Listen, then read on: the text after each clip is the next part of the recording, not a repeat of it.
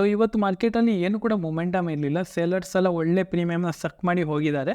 Because momentum ಇಲ್ಲ ಅಂದ್ರ ಮೇಲೆ ಆಪ್ಷನ್ ಸೆಲ್ಲಿಂಗ್ಗೆ ಬೆಟರ್ ಅಲ್ಲ. ಆಪ್ಷನ್ ಬೈಯಿಂಗಲ್ಲಿ ನಾವು ಮೊಮೆಂಟಮ್ ಇಲ್ಲದೆ ಇದ್ರ ಮೇಲೆ ನಾವೇನು ಕೂಡ ಪ್ರಾಫಿಟ್ ಮಾಡಲಿಕ್ಕಾಗಲ್ಲ. ಆವಾಗ ಆಪ್ಷನ್ ಸೆಲ್ಲಿಂಗ್ಗೆ ಬೆಟರ್ ಆಪ್ಷನ್ ಆಗ್ತಾರೆ. ಫೈನ್. ಸೊ ಈಗ ನಾವು ನಾಳೆ ಹೇಗೆ ಪ್ಲ್ಯಾನ್ ಮಾಡ್ಬೋದು, ನಾಳೆ ಕೂಡ ಸೇಮ್ ಪ್ಲ್ಯಾನ್ ಇರುತ್ತೆ, ಅದರಲ್ಲಿ ಏನು ಕೂಡ ಡಿಫ್ರೆನ್ಸ್ ಇಲ್ಲ. ಬಿಕಾಸ್ ಸೇಮ್ ರೇಂಜಲ್ಲಿ ಕ್ಲೋಸ್ ಆದಾಗ ಏನು ಗೊತ್ತುಂಟ, ನಮಗಲ್ಲಿ ಮೊಮೆಂಟಮ್ ಬರೋ ಚಾನ್ಸಸ್ ತುಂಬಾ ಹೈ ಇರ್ತದೆ. ಬಟ್ ಆಪ್ಷನ್ ಬೈಯಿಂಗಲ್ಲಿ ಒಂದು ಇಶ್ಯೂ ಏನಂದರೆ, ಈ ಥರ ರೇಂಜಲ್ಲಿ ಕ್ಲೋಸ್ ಆದಾಗ ಮಾರ್ಕೆಟಲ್ಲಿ ಗ್ಯಾಪ್ ಅಪ್ ಓಪನ್ ಆಗ್ತದೆ, ಇಲ್ಲ ಗ್ಯಾಪ್ ಡೌನ್ ಓಪನ್ ಆಗ್ತದೆ. ಈ ಫ್ಲೋ ಏನಾಗಿದೆಯಲ್ಲ, ಇದೇನು ಮೊಮೆಂಟಮ್ ಆಗಿದೆಯಲ್ಲ, ಇದೇನು ಸಂದರ್ಭ ಆಗಿದೆಯಲ್ಲ, ಈ ಸಂದರ್ಭ ಅವೇನು ವ್ಯಾಲ್ಯೂ ಇರಲ್ಲ. ಇನ್ ಕೇಸ್ ಇಲ್ಲಿ ಗ್ಯಾಪ್ ಅಪ್ ಓಪನ್ ಆದರೆ, ಇಲ್ಲಿ ಗ್ಯಾಪ್ ಡೌನ್ ಓಪನ್ ಆದರೆ ಆಲ್ರೆಡಿ ಇಲ್ಲಿ ಪ್ರಾಫಿಟ್ ಹೋಗಿಬಿಡುತ್ತೆ. ಸೊ ಇದು ಆಪ್ಷನ್ ಬಯರು ತುಂಬ ಫೇಸ್ ಮಾಡ್ತಾರೆ, ಇನ್ಕ್ಲೂಡ್ ನಾನು ಕೂಡ ಫೇಸ್ ಮಾಡ್ತಾ ಇದ್ದೀನಿ. ಹೀಗೆ ಓಪನ್ ಆದ್ರ ಮೇಲೆ ನಾವು ನಮ್ಮ ಕೈಯಿಂದ ಪ್ರಾಫಿಟ್ ಹೋಗಿಬಿಡುತ್ತೆ. ಇಲ್ಲಿ ಓಪನ್ ಆದ್ರ ಮೇಲೆ ನಮ್ಮ ಕೈ ಹೋಗಲ್ಲ ಅಷ್ಟೊಂದು ಪ್ರಾಫಿಟ್ನ, ದಟ್ ಮೀನ್ಸ್ ಕ್ವಾಂಟಿಟಿನ ಆ್ಯಡ್ ಮಾಡಲಿಕ್ಕೆ ಅಥವಾ ಕ್ವಾಂಟಿಟಿನ ಬೈ ಮಾಡಲಿಕ್ಕೆ. Fine. So if in case ನಾಳೆ ಮಾರ್ಕೆಟು ಫ್ಲ್ಯಾಟ್ ಓಪನಿಗೆ ಬ್ರೇಕ್ಔಟ್ ಆದರೆ ಇಲ್ಲಿಂದ ಮೊಮೆಂಟಮ್ ಬರ್ಬೋದು 23,600ಗಿಂತ ಅಪ್ ಸೈಡು. ಯಾಕಂದರೆ ಇಲ್ಲಿಂದ ಮಲ್ಟಿಪಲ್ ಟೈಮ್ ಟಚ್ ಆಗಿದೆ. ದಟ್ ಮೀನ್ಸ್ ಇಲ್ಲಿ ಒಂದೊಳ್ಳೆ ಮೊಮೆಂಟಮ್ ಆಯಿತು, ಮಾರ್ಕೆಟ್ ಬೈಯಿಂಗ್ ಹೋಯಿತು. ಇಲ್ಲಿಂದ ಒಂದೊಳ್ಳೆ ಮೊಮೆಂಟಮ್ ಬೈಯಿಂಗ್ ಆಯಿತು, ಸೆಲ್ಲಿಂಗ್ ಬಂತು. ಇಲ್ಲಿಂದ ಮಾರ್ಕೆಟ್ ಬೈಯಿಂಗ್ ಆಯಿತು, ಮಾರ್ಕೆಟ್ ಇಲ್ಲಿಂದ ಸೆಲ್ಲಿಂಗ್ ಬಂತು. ಇಲ್ಲಿಂದ ಮಾರ್ಕೆಟ್ ಇಫ್ ಇನ್ ಕೇಸ್ 23,600ಗಿಂತ ಅಪ್ಸೈಡಲ್ಲಿ ಹೋಲ್ಡ್ ಮಾಡಿದರೆ ಕಂಟಿನ್ಯೂಲಿ, ಈ ಸೆಲ್ಲರ್ಸ್ ಎಲ್ಲ ಸ್ಟಾಪ್ ಲಾಸ್ನ ಬಿಟ್ಟು ಅಪ್ಸೈಡಲ್ಲಿ ಮೂಮೆಂಟಮ್ ಹೋಗೋ ಚಾನ್ಸಸ್ ಇರ್ತಾರೆ. ಮತ್ತು ಇವತ್ತು ಏನಂದರೆ ಒಂದು ವಿಷಯ ನೆನ್ಪಿಟ್ಕೊಳ್ಳಿ, ಯಾವತ್ತಿದ್ರೆ ದೊಡ್ಡ ಕ್ಯಾಂಡಲ್ ಆಗ್ತದಲ್ಲ ಅದಕ್ಕಿಂತ ಅಪ್ಸೈಡ್ ಹೋಲ್ಡ್ ಮಾಡ್ತಾ ಉಂಟಾ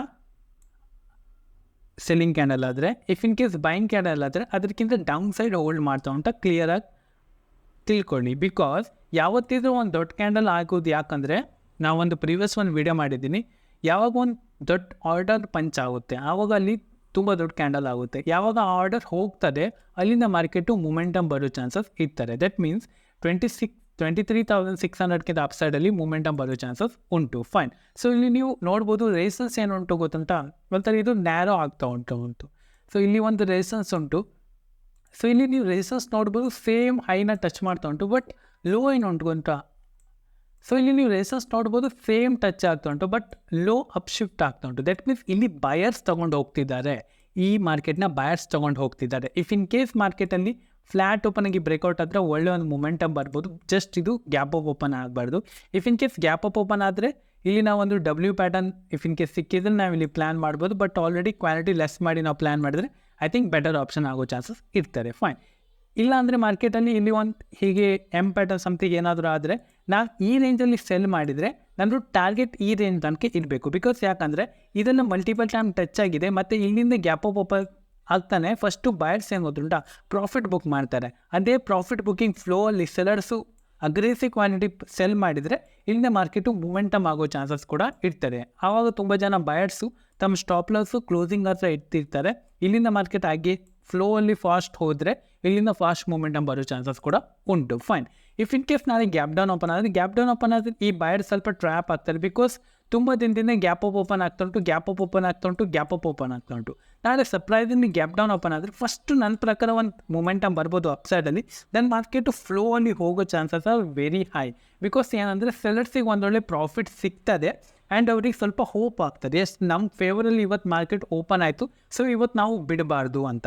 ಅಲ್ಲಿಂದ ಮಾರ್ಕೆಟ್ ಕೂಡ ಹೋಗೋ ಚಾನ್ಸಸ್ ಇರ್ತಾರೆ. ಇಲ್ಲಾಂದರೆ ಗ್ಯಾಪ್ ಡೌನ್ ಓಪನ್ ಆಯಿತು, ಸ್ವಲ್ಪ ಅಪ್ಸೈಡ್ ಆಯಿತು, ಇಲ್ಲೇ ಹೋಲ್ಡ್ ಮಾಡಿ ಸೆಕೆಂಡ್ ಹಾಫಲ್ಲಿ ಇಲ್ಲಿಂದ ಬ್ರೇಕ್ಔಟ್ ಆಯಿತು ಅಂತ ನಾವಿಲ್ಲಿ ಬೈ ಕೂಡ ಮಾಡ್ಬೋದು. ನಮ್ಮದು ಫಸ್ಟ್ ಟಾರ್ಗೆಟ್ ಇದಿರುತ್ತೆ. ಇಫ್ ಇನ್ ಕೇಸ್ ಇಲ್ಲಿಂದ ಮಾರ್ಕೆಟ್ ಹೋಲ್ಡ್ ಮಾಡಿದ್ರೆ ನಾವು ರಿಸ್ಕ್ ರಿವಾರ್ಡ್ ಪ್ರಕಾರ ಟ್ರೇಡ್ ಮಾಡ್ತಾ ಹೋಗ್ಬೋದು. ಫೈನ್. ಸೊ ಇದು ನಂದು ನಾಳೆ ಪ್ಲ್ಯಾನ್ ಆಗಿರುತ್ತೆ. ಸೊ ನೀವು ಡೈಲಿ ಒಂದು ಪ್ಲ್ಯಾನ್ ಮಾಡ್ಕೊಳ್ಳಿ. ಈಗ ಓಪನ್ ಆದರೆ ಏನಾಗುತ್ತೆ, ಗ್ಯಾಪ್ ಅಪ್ ಓಪನ್ ಆದರೆ ಏನಾಗುತ್ತೆ, ಗ್ಯಾಪ್ ಡೌನ್ ಓಪನ್ ಆದರೆ ಏನಾಗುತ್ತೆ. ಸೊ ಆವಾಗ ನಮ್ಮದು ಮೈಂಡ್ ಕ್ಲಿಯರ್ ಆಗ್ತದೆ, ಹೇಗೆ ಓಪನಿಂಗ್ ಆಗ್ತದೆ ಹಾಗೆ ಟ್ರೇಡ್ ಮಾಡಬೇಕಂತ. ಫೈನ್. ಸೊ ನಾನು ಡೈಲಿ ವೀಡಿಯೋ ಮಾಡ್ತೀನಿ. ಇಫ್ ಇನ್ ಕೇಸ್ ನನ್ನ ಹತ್ರ ಪಾಸಿಬಲ್ ಆದರೆ ಜಸ್ಟ್ ನೀವು ಈ ವಿಡಿಯೋನೆಲ್ಲ ಶೇರ್ ಮಾಡಿ. ಬಿಕಾಸ್ ನನಗೆ ಏನು ಗೊತ್ತುಂಟ, ನನಗೆ ಸ್ವಲ್ಪ ಕಮೆಂಟ್ ಮಾಡಬೇಕು ನೀವೆಲ್ಲ, ಸ್ವಲ್ಪ ಯೂಟ್ಯೂಬ್ ಆಲ್ಗೋರಿಥಮ್ನ ಸ್ವಲ್ಪ ಖುಷಿ ಮಾಡಿ, ಆವಾಗ ನನಗೂ ಕೂಡ ಖುಷಿ ಆಗ್ತದೆ. ಫೈನ್. ಸೊ ನೀವು ಎಷ್ಟು ನನ್ನ ಕಂಟೆಂಟ್ನ ಕನ್ಸ್ಯೂಮ್ ಮಾಡ್ತೀರಾ ಅಷ್ಟೇ ನೀವು ಪ್ಲೀಸ್ ಶೇರ್ ಮಾಡಿ. ಬಿಕಾಸ್ ನನಗೂ ಕೂಡ ಸ್ವಲ್ಪ ಮೋಟಿವೇಟ್ ಬೇಕಾಗುತ್ತೆ, ನನಗೂ ಕೂಡ ಸ್ವಲ್ಪ ಇನ್ಕಮ್ ಸೋರ್ಸ್ ಬೇಕಾಗುತ್ತೆ ನಿಮಗೆ ಟೀಚ್ ಮಾಡಲಿಕ್ಕೆ, ಇನ್ನೂ ಬೆಟರಾಗಿ ಟೀಚ್ ಮಾಡಲಿಕ್ಕೆ. ಸೊ ನಾನು ಇದು ವೀಡಿಯೋ ಮಾಡಿದ್ದು ಟೀಚ್ ಪರ್ಪಸ್ಸಿಗಷ್ಟೇ, ಮತ್ತೇನು ಕೂಡ ಇದರಲ್ಲಿ ಬೈ ಆ್ಯಂಡ್ ಸೆಲ್ ರೆಕಮೆಂಡೇಷನ್ ಇಲ್ಲ. ಇಫ್ ಇನ್ ಕೇಸ್ ನಿಮಗೆ ಇಷ್ಟ ಆದರೆ ಶೇರ್ ಮಾಡಿ, ಇಲ್ಲಾಂದರೆ ಡಿಸ್ಲೈಕ್ ಮಾಡಿ. ಫೈನ್. ಈ ವಿಡಿಯೋಸ್ ಇಷ್ಟೇ. Thank you. Have a good day, have a great weak.